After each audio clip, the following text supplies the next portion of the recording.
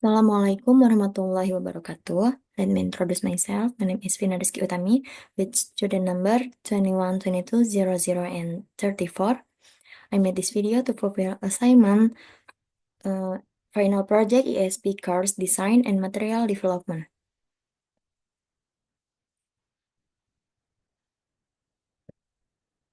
Oke. Nomor 1 yaitu jelaskan dengan mendetail mengenai asal mula munculnya ESP menurut sumber bacaan yang telah saudara telaah, sebutkan sumbernya dan tahun berapa dalam bentuk referensi. English for Specific Purposes adalah cabang dari pengajaran bahasa Inggris yang berfokus pada kebutuhan khusus pembelajar dalam konteks tertentu. Kemunculan ESP tidak lepas dari perkembangan sosial, ekonomi, dan akademik. Pada pertengahan abad ke-20, asal mula ESP berdasarkan literatur yang telah saya peroleh adalah yang pertama, revolusi ilmu pengetahuan dan teknologi, yaitu pada tahun 1940 sampai 1960. Perkembangan teknologi dan sains setelah Perang Dunia Kedua menciptakan kebutuhan komunikasi internasional yang meningkat, terutama dalam bidang penelitian dan teknologi.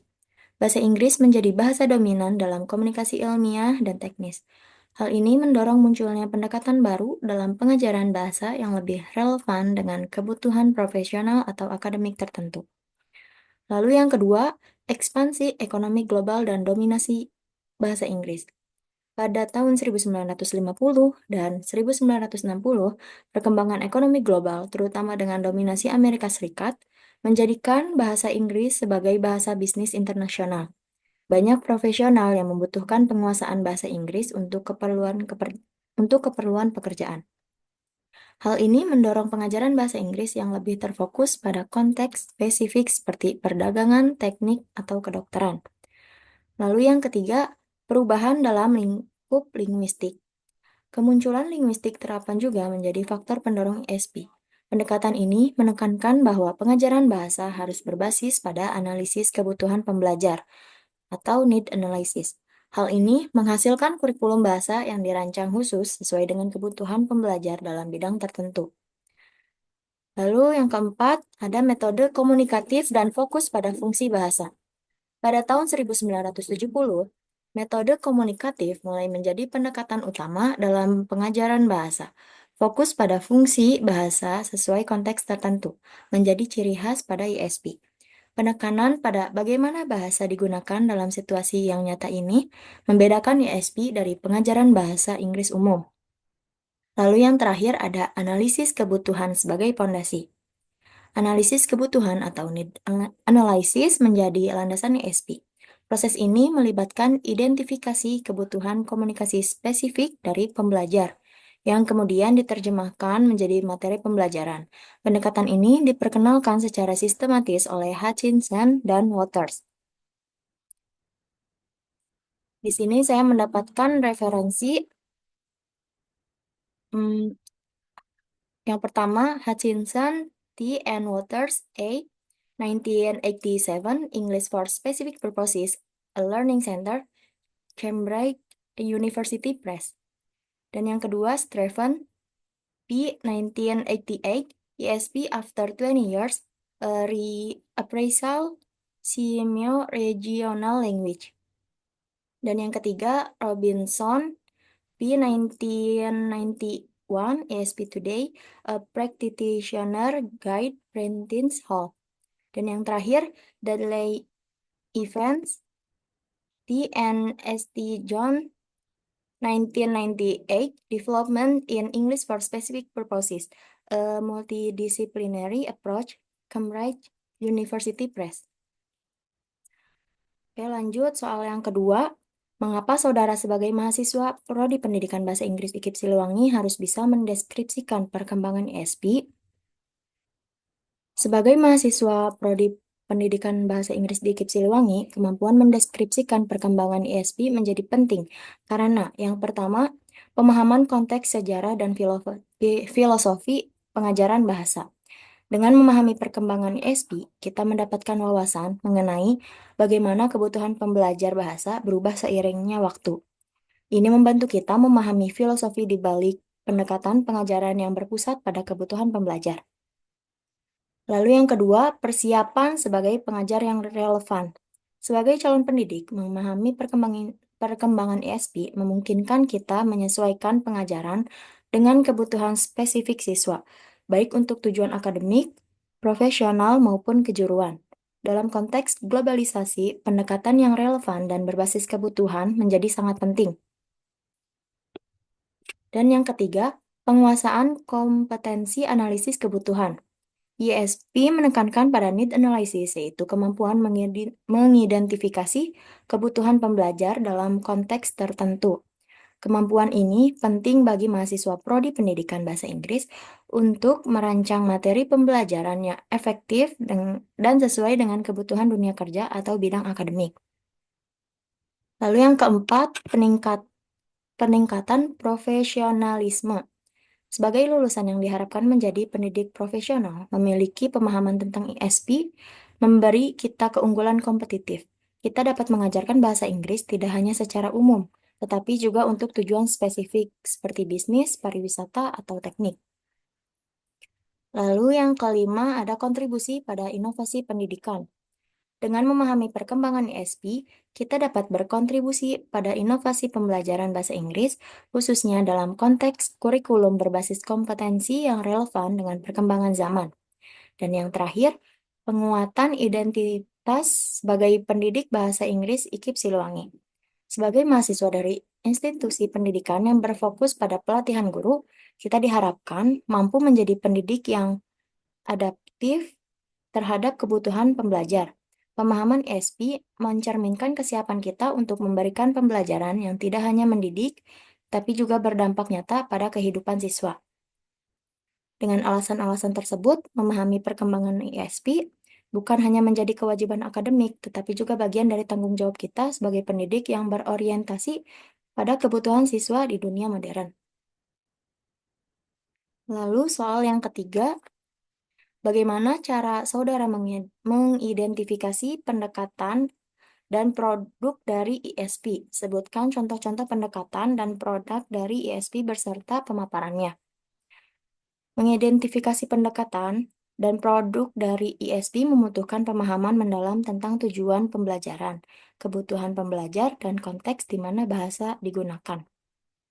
Cara untuk mengidentifikasi pendekatan dan produk ESP yaitu yang pertama, analisis kebutuhan. Langkah pertama adalah melakukan analisis kebutuhan untuk memahami tujuan pembelajaran bahasa dalam konteks yang spesifik. Contoh, apakah pembelajar membutuhkan bahasa Inggris untuk keperluan akademik, pekerjaan, atau komunikasi sehari-hari dalam profesi tertentu? Lalu yang kedua, identifikasi konteks penggunaan bahasa. Kenali domain di mana bahasa Inggris akan digunakan, seperti bisnis, kedokteran, teknik, atau pariwisata. Contoh, apakah pembelajar perlu memahami terminologi teknis atau melakukan presentasi profesional? Lalu yang ketiga, pilih pendekatan yang sesuai.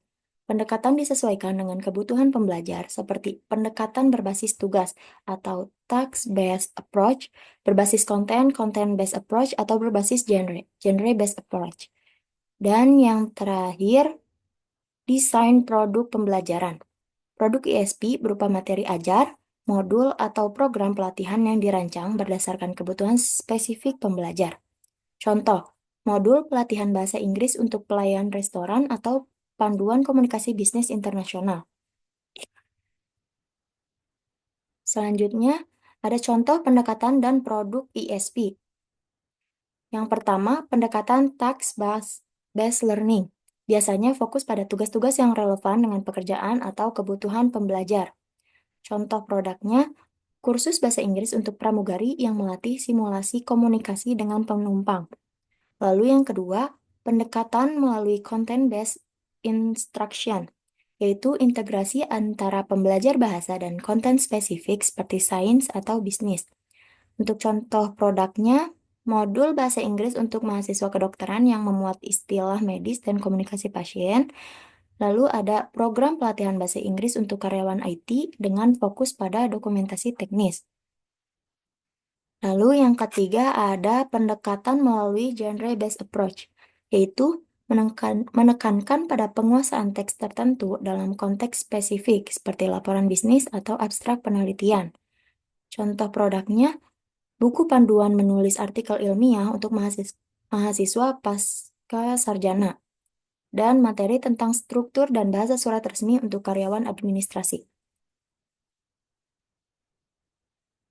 Lalu ada pendekatan skill-based approach, fokus pada keterampilan spesifik seperti mendengarkan, berbicara, membaca, atau menulis. Untuk contoh produknya, latihan bahasa Inggris untuk sekretaris yang menitik beratkan pada keterampilan mendengar dan menulis catatan rapat. Atau kursus membaca cepat untuk mahasiswa hukum dalam memahami dokumen hukum. Lalu, yang terakhir ada pendekatan problem-based learning. Pembelajaran berbasis penyelesaian masalah nyata yang relevan dengan konteks pembelajar. Untuk contoh produknya, latihan simulasi untuk dokter dalam berkomunikasi dengan pasien dengan gejala spesifik, atau materi pembelajaran untuk manajer proyek yang berfokus pada negosiasi dalam bahasa Inggris. Oke, slide selanjutnya. Soal nomor 4, jelaskan dengan terperinci tentang bagaimana saudara mengidentifikasi language description. Menurut saya, mengidentifikasi language description adalah proses sistematis yang melibatkan analisis konteks, kebutuhan pembelajar, dan elemen bahasa Dengan pendekatan ini, deskripsi bahasa yang dihasilkan dapat menjadi dasar materi ajar ISP yang relevan, efektif, dan aplikatif. Slide selanjutnya soal nomor 5 terkait istilah theories of learning. Jelaskan bagaimana cara saudara memahami tentang perkembangan metode mengajar, khususnya tentang English for Specific Purposes. Untuk memahami perkembangan metode mengajar secara singkat, khususnya dalam konteks English for Specific Purposes, langkah yang pertama adalah pahami terlebih dahulu konsep dasar ISP. Lalu, pelajari perkembangan sejarah ISP, dan yang ketiga, kenali metode-metode dalam ISP. Beberapa metode yang populer dalam pengajaran ISP, yang pertama ada task-based learning, fokus pada penyelesaian tugas nyata seperti menulis laporan atau melakukan presentasi. Lalu yang kedua, ada content-based instruction, mengintegrasikan materi bahasa dengan konten bidang tertentu seperti bisnis atau teknik. Lalu yang ketiga ada genre-based approach, menekankan pada penguasaan format teks tertentu seperti laporan ilmiah atau surat bisnis. Lalu yang keempat ada problem-based learning, pembelajaran berbasis penyelesaian masalah nyata dalam konteks yang spesifik. Dan yang terakhir, analisis peran teknologi dalam ISP. Oke, next. Soal nomor 6, elaborasi dan jelaskan pemahaman saudara tentang kemampuan untuk melakukan need analysis ketika saudara akan mengajar ISP. Dalam konteks ISP, kemampuan untuk melakukan need analysis adalah langkah awal yang sangat penting untuk memastikan bahwa pembelajaran yang dirancang relevan dan sesuai dengan kebutuhan peserta didik. Untuk langkah-langkahnya, yang pertama, mengidentifikasi profil peserta didik. Siapa peserta didik, usia latar belakang pendidikan profesi, dan apa tujuan mereka belajar ISP. Lalu ada mengumpulkan data kebutuhan. Bisa melalui survei atau wawancara.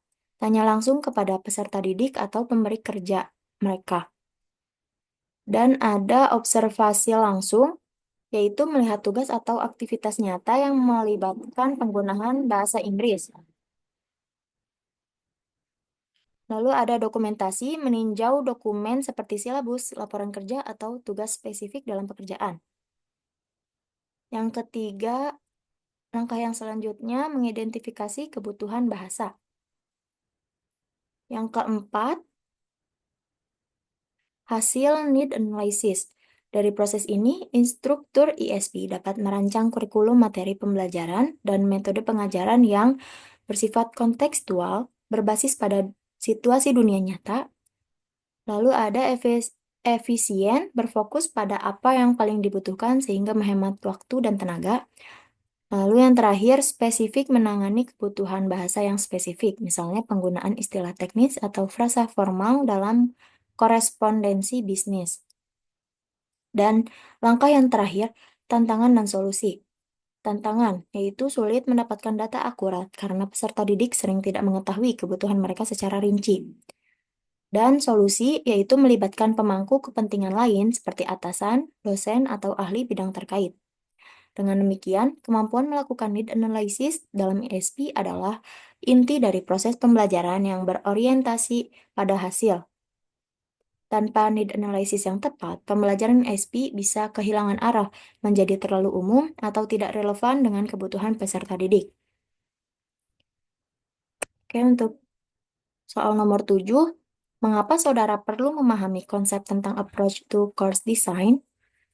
Memahami konsep tentang approach to course design adalah kunci untuk memastikan bahwa pembelajaran tersebut bersifat terstruktur, dirancang dengan jelas dan logis, lalu kontekstual, relevan dengan kebutuhan peserta didik, serta efektif mencapai tujuan pembelajaran secara optimal. Tanpa pemahaman ini, desain kursus bisa menjadi tidak terarah dan tidak memenuhi kebutuhan peserta didik secara maksimal. Lalu soal nomor 8, bagaimana saudara mendeskripsikan konsep jenis-jenis silabus menurut sudut pandang ESP, Course Design and Material Development? Memahami konsep approach to course design sangat penting karena hal ini membantu seorang pengajar merancang kursus yang terstruktur, relevan, dan efektif sesuai dengan kebutuhan peserta didik. Untuk beberapa alasan utamanya yaitu, yang pertama, menjamin relevansi, yaitu dengan memahami pendekatan ini, pengajar dapat memilih model desain yang sesuai, misalnya content-based, task-based, atau learning center, sehingga kursus lebih relevan dengan tujuan pembelajaran. Yang kedua, ada fokus pada tujuan pembelajaran. Setiap pendekatan memberikan kerangka kerja yang jelas untuk menghubungkan materi, metode, dan evaluasi dengan hasil yang diinginkan, baik itu penguasaan keterampilan yang spesifik atau pemahaman konsep tertentu. Lalu yang ketiga, efisiensi dalam penyampaian materi. Pendekatan yang tepat membantu mengorganisasi materi secara logis, sehingga proses pembelajaran menjadi lebih terarah dan waktu lebih efisien. Alasan yang keempat, memenuhi beragam kebutuhan. Dalam konteks seperti SP, peserta didik memiliki kebutuhan spesifik. Memahami pendekatan desain memungkinkan pengajar untuk menyesuaikan isi kursus dengan kebutuhan tersebut. Dan alasan yang terakhir, adaptasi pada konteks. Konsep ini memberikan fleksibilitas bagi pengajar untuk menyesuaikan kursus dengan berbagai konteks, seperti profesional, akademik, atau keterbatasan sumber daya. Dengan pemahaman yang baik, pengajar dapat menciptakan pengalaman belajar yang lebih bermakna dan terfokus pada kebutuhan peserta didik.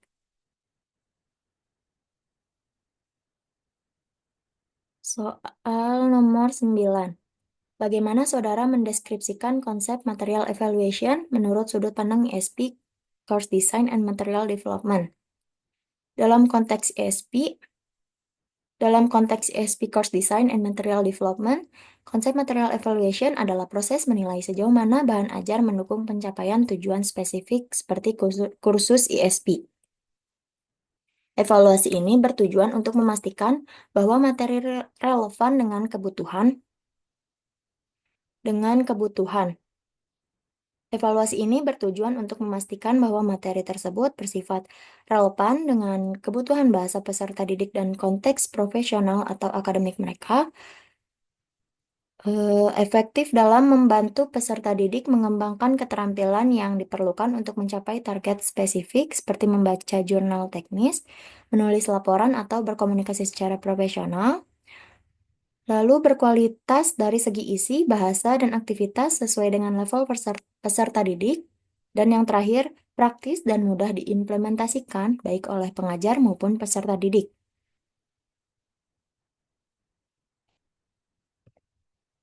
Lanjut soal nomor 10.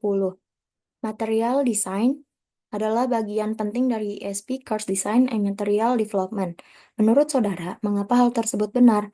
Bagaimana saudara mengaplikasikan material design?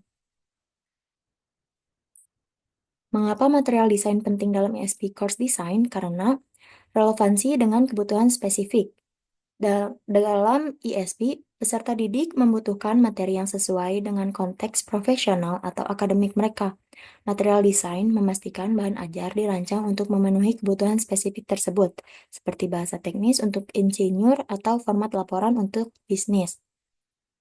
Lalu fokus pada tujuan pembelajaran. Materi yang dirancang dengan baik membantu mencapai learning outcomes yang jelas, misalnya penguasaan keterampilan, menulis email profesional, membaca jurnal ilmiah, atau berkomunikasi dalam presentasi teknis. Lalu yang ketiga, adaptasi terhadap keterbatasan. Dalam banyak kasus, materi standar tidak mencakup kebutuhan SP yang spesifik. Dengan merancang materi sendiri, pengajar dapat mengisi celah ini, baik dengan mengadaptasi sumber yang ada atau membuat konten yang baru. Dan yang terakhir, kontekstual dan bermakna. Materi ESP harus relevan dengan situasi nyata peserta didik. Material desain memungkinkan integrasi elemen autentik seperti dokumen kerja, simulasi tugas profesional, atau studi kasus yang meningkatkan motivasi belajar.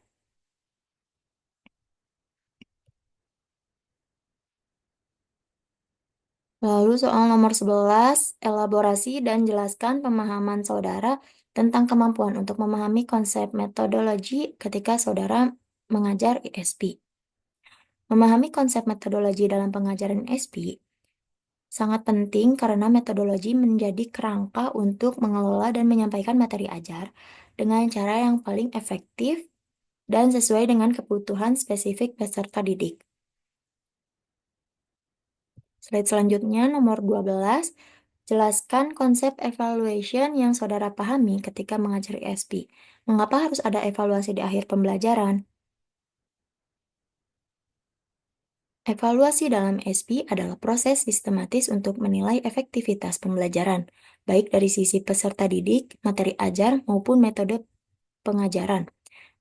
Evaluasi dilakukan untuk memastikan bahwa pembelajaran telah memenuhi kebutuhan spesifik dan mencapai tujuan yang ditetapkan, seperti kemampuan memahami istilah teknis, menulis laporan, atau berkomunikasi profesional. Dalam evaluasi ini terdapat 3 tipe. Yang pertama, evaluasi formatif dilakukan selama pembelajaran berlangsung untuk memantau kemajuan peserta didik dan menyesuaikan strategi pengajaran. Lalu, tipe yang kedua, evaluasi sumatif, yaitu dilakukan di akhir pembelajaran untuk menilai pencapaian hasil belajar berdasarkan tujuan kursus. Dan tipe yang terakhir, evaluasi program, menilai keseluruhan efektivitas desain kursus ISP, termasuk materi, metode, dan pendekatan pengajaran. Lalu, mengapa evaluasi harus ada di akhir pembelajaran? Karena untuk menilai pencapaian tujuan di pembelajaran dan memastikan bahwa peserta didik telah mencapai target needs seperti kemampuan membaca teks teknis atau berbicara dalam konteks profesional. Lalu, memberikan umpan balik, yaitu peserta didik dapat mengetahui area yang perlu diperbaiki, sementara pengajar memperoleh wawasan tentang kekuatan dan kelemahan metode atau materi yang digunakan. Lalu, mengukur efektivitas kursus. Evaluasi membantu menentukan apakah desain kursus dan pendekatan yang digunakan sudah sesuai dengan kebutuhan peserta didik. Lalu ada dokumentasi dan akuntabilitas. Hasil evaluasi seringkali diperlukan untuk pelaporan kepada institusi atau organisasi yang mendanai atau mendukung kursus tersebut. Dan yang terakhir, meningkatkan desain pembelajaran di masa yang akan datang. Data evaluasi digunakan untuk memperbaiki materi, metode, dan pendekatan untuk pembelajaran berikutnya. Dengan demikian, evaluasi di akhir pembelajaran adalah langkah yang penting untuk memastikan bahwa pengajaran SP benar-benar relevan, efektif, dan mampu memenuhi kebutuhan peserta didik sesuai konteks profesional atau akademik mereka.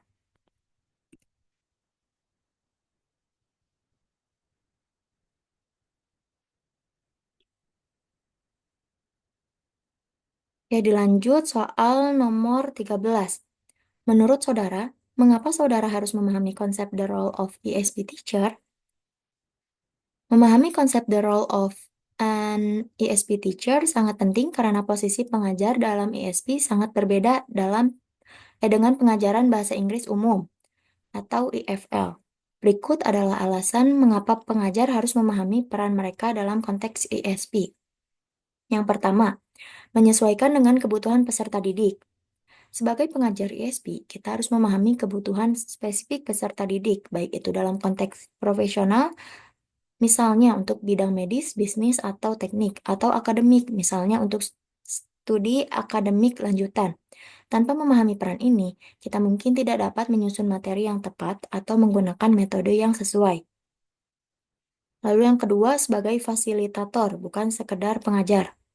Pengajar USP sering berperan sebagai fasilitator daripada hanya pengajar. Artinya, pengajar tidak hanya memberikan pengetahuan, tetapi juga mengarahkan peserta didik untuk menemukan solusi atau mengembangkan keterampilan praktis yang relevan dengan kebutuhan profesional mereka, seperti menulis laporan teknis atau memahami artikel jurnal. Lalu yang ketiga, membantu mengembangkan keterampilan yang spesifik. Pengajar ISP tidak hanya mengajarkan bahasa, tetapi juga keterampilan komunikasi yang spesifik, seperti berbicara di depan umum, menulis untuk tujuan akademik atau bisnis, atau berkomunikasi dalam situasi kerja tertentu. Memahami peran ini membantu pengajar menyesuaikan materi dan pendekatan untuk mencapainya. Lalu, poin yang keempat, menerapkan pendekatan yang tepat. Sebagai pengajar ISP, kita harus mampu memilih dan mengaplikasikan metodologi yang tepat berdasarkan konteks dan kebutuhan peserta didik, seperti text-based learning, content-based instruction, atau project-based learning. Pemahaman tentang peran ini memandu pengajar dalam memilih metode yang paling efektif untuk mencapai tujuan pembelajaran yang relevan. Lalu poin yang kelima, mengembangkan relasi profesional. Pengajar ISP sering bekerja dengan peserta didik yang sudah memiliki latar belakang profesional. Oleh karena itu, penting untuk membangun hubungan yang saling menghargai dan memahami konteks profesional mereka, serta menciptakan lingkungan belajar yang mendukung pertumbuhan karir mereka. Dan yang terakhir, menjaga kualitas pengajaran. Memahami peran ini juga terkait dengan pentingnya pengembangan diri profesional. Seorang pengajar ISP harus terus mengembangkan pemahaman tentang bidang tertentu yang diajarkan, seperti terminologi teknis, praktik, profesional, atau tren terbaru di industri, agar materi yang diberikan tetap relevan dan up-to-date. Untuk kesimpulannya, dengan memahami konsep peran pengajar SP, kita dapat merancang dan melaksanakan pengajaran yang lebih efektif, relevan, dan berfokus pada kebutuhan peserta didik, serta dapat memberikan pengalaman pembelajaran yang benar-benar berguna bagi mereka dalam konteks profesional atau akademik. Lanjut soal nomor 14.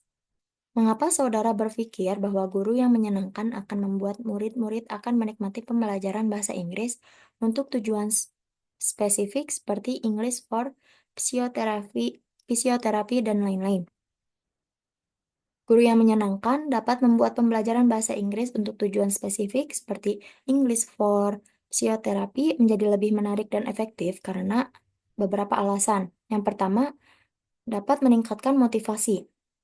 Guru yang menyenangkan mampu menciptakan atmosfer belajar yang positif, yang membuat peserta didik lebih termotivasi untuk mengikuti pembelajaran dan terlibat aktif dalam proses belajar. Yang kedua, dapat mengurangi stres. Pembelajaran bahasa bisa terasa menantang, terutama untuk tujuan yang spesifik. Guru yang menyenangkan dapat mengurangi rasa cemas atau stres terhadap peserta didik, menciptakan lingkungan yang lebih santai dan mendukung. Lalu yang ketiga, menciptakan keterlibatan. Guru yang interaktif dan memiliki sikap yang menyenangkan cenderung membuat materi tersebut lebih mudah dipahami dan lebih menarik. Hal ini membantu peserta didik untuk lebih fokus dan terlibat dalam aktivitas praktis yang relevan dengan profesi mereka seperti fisioterapi. Lalu yang terakhir, membantu pembelajaran kontekstual. Dengan pendekatan yang menyenangkan, pengajaran dapat lebih mudah dikaitkan dengan situasi di dunia nyata yang mereka hadapi dalam pekerjaan, seperti menggunakan bahasa teknis dalam konteks yang lebih hidup dan aplikatif.